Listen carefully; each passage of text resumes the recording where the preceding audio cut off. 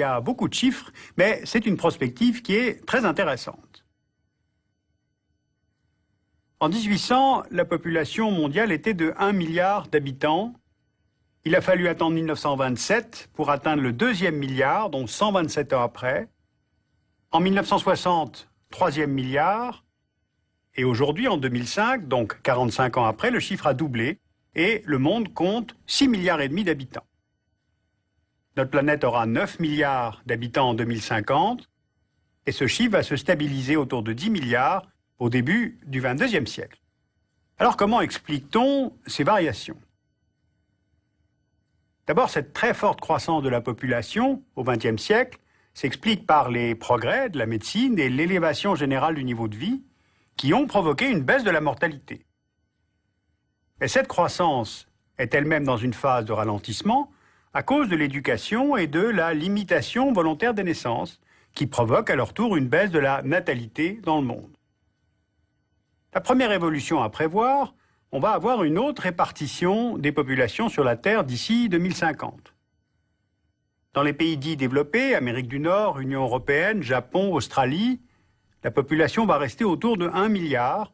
Seuls les États-Unis, qui sont au 3e rang en termes de population dans le monde, gardent une croissance démographique soutenue. Ils sont au niveau du seuil de renouvellement des générations avec 2,11 enfants par femme en 2003, et aussi parce que l'immigration est en augmentation régulière depuis les années 60. Dans le reste du monde, la population va passer de 5 à 8 milliards. Cette augmentation sera imputable pour moitié à la Chine, au Pakistan, au Nigeria, au Bangladesh, à l'Indonésie.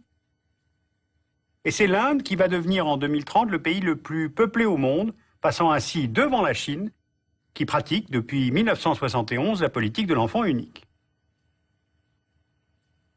Deuxième évolution qui se confirme, ce sont les villes qui vont absorber l'accroissement de la population mondiale. En 1975, 5 villes, Tokyo, New York, Shanghai, Mexico, Sao Paulo, dépassaient les 10 millions d'habitants. Eh bien, elles seront 18 dès 2015, dont 15 villes dans les pays en développement et les pays émergents.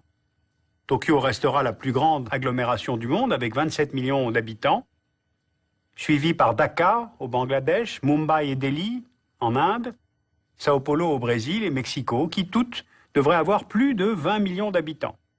Donc, ceci dans 10 ans. Ce qui fait que 60% de la population mondiale vivra dans les villes vers 2030.